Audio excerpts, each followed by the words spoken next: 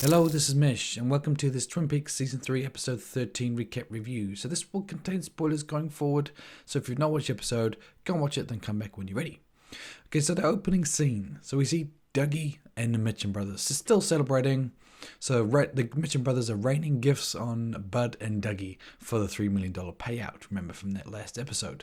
So we see they get a car, get a gym set. But while this is going on, we see that Anthony Sinclair is alerted to the goodwill the Mitchum brothers have, and obviously that his plan for the Mitchum brothers to kill Dougie has failed. So we see Sinclair ring Duncan Todd, telling him the situation. Duncan Todd tells Anthony Sinclair just to sort it out. So then we see Anthony Sinclair take matters into his own hands. So he approaches some detectives who are obviously aware of the situation, and they seem to be implicated in these crimes also. So the suggestion there is, use this poison. It's not detectable. So we see Anthony Sinclair take Dougie out for a coffee. He gets the poison ready, but once again, I guess Agent Coop or Dougie has been saved by the one-armed man, because Dougie does a whole bunch of actions and says the right stuff to really get Anthony Sinclair to break down. Then we see Anthony Sinclair actually goes to Bud and confesses the whole situation. But we already know that situation because this is the information that Agent Cooper has revealed to Bud previously. But Bud has been sitting on this knowledge, I guess trying to figure out what to do, thinking he's going to have to put this towards the police, so he gets Anthony Sinclair sent to jail. But obviously now he's confessed, he wants him on his side. He wants Anthony Sinclair to testify against Duncan Todd and the crooked cops. Interesting line from Anthony Sinclair here saying, I want to sort it out or die. And I think that'll probably happen. I think we're looking at next episode, Anthony Sinclair probably going to get taken out by those cops or someone that Duncan Todd hires to get rid of him. As we see, they have no problem with killing people to get matters done.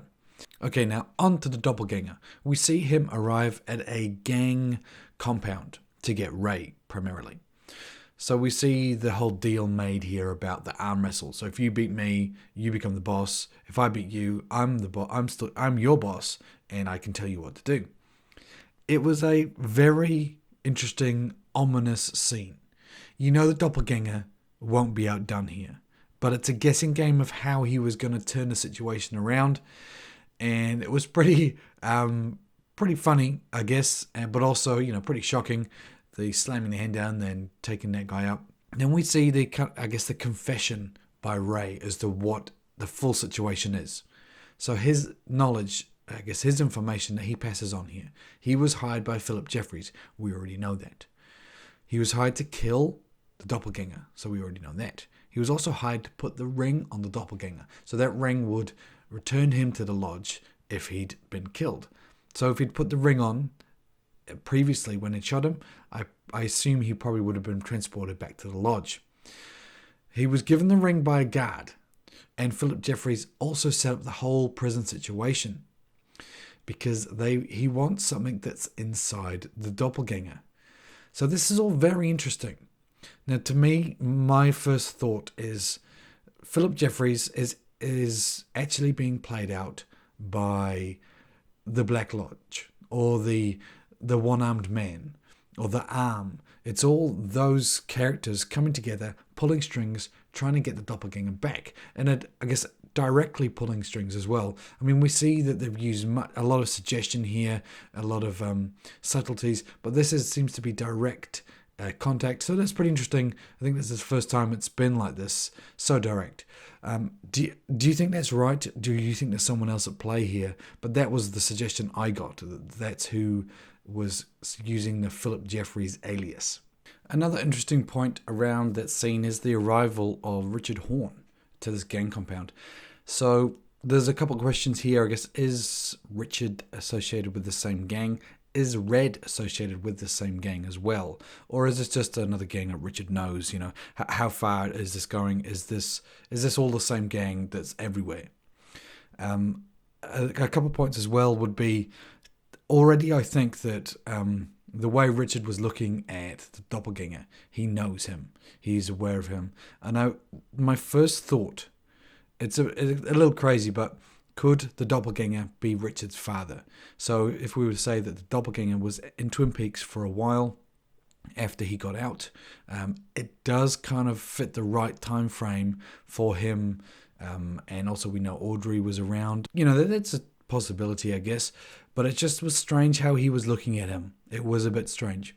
But in saying that, obviously he just killed 2 people. So you're obviously going to look at someone pretty strange. Now, probably the main last part of this episode, which I thought was really cool and interesting, was the Las Vegas police officers. So they got the prints, Dougie Jones's prints, and it correlated to the FBI agent, Agent Coop.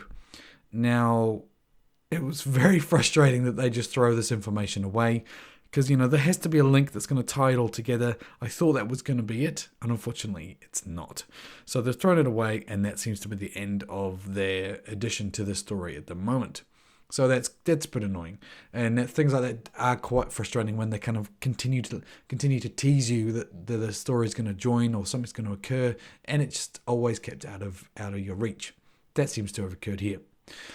Okay, so they're probably the main points. So we've got Dougie, Anthony Sinclair, the doppelganger, and those police officers.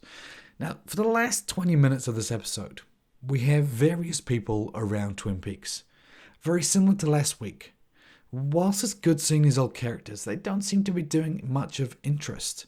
And then, you know, a couple long drawn-out scenes again. Sometimes it really works, and I really like them. These long drawn-out scenes that are not much talking. There's a suggestion here of something. But for this episode, this last 20 minutes, it was quite forgettable in my opinion. You know, we had the long drawn out scenes. We had a few character information about the diner and stuff like that. But really, is that going to link in with the main stories that are going on? Is it really important? It seemed almost like cameo shots for these guys. In a way, I think, you know, they deserve more story than something like this, and I hope they get it. Because it seems quite wasteful to have these characters coming back that aren't going to do any main stuff. So I hope they do get it. But for me, once again, the last 20 minutes was pretty forgettable of this episode, unfortunately. Very similar to the last episode as well, where we had, you know, it wasn't the greatest episode. It had some good stuff in it, but a lot of it was a bit hit and miss. So once again, a bit of a downhill spiral for these episodes at the moment. So the last 2 have been probably my least favourite so far. But I really liked the information about Dougie and the Mitchum brothers, Anthony Sinclair, the attempted poisoning. I thought it was pretty cool. Rain and doppelganger scene was really good. But after that, once again, a bit forgettable. So predictions for next episode, the death of Anthony Sinclair. That's what I think. And also I think we'll probably see the doppelganger and Richard Horne join forces, go back to Twin Peaks. Now he's got the coordinates. And, you know, there's a reason why why Richard Horne has turned up. Is Richard Horne connected with a doppelganger anyway? Pretty weird.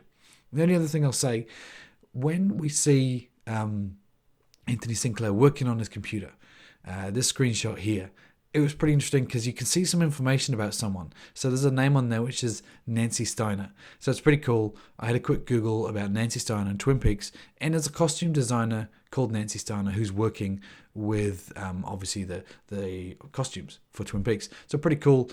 She's got a whole bunch of information how she used to work on it, I believe. So pretty cool how they kind of put that in there. Thought it was a nice little pickup that I found kind of accidentally when I was doing this. So it's pretty cool.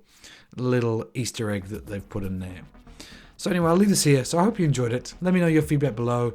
Did you like this episode? Did you feel the same way about the last 20 minutes? Always interested to hear your feedback. So until next time, this is Mish, and I'll see you later.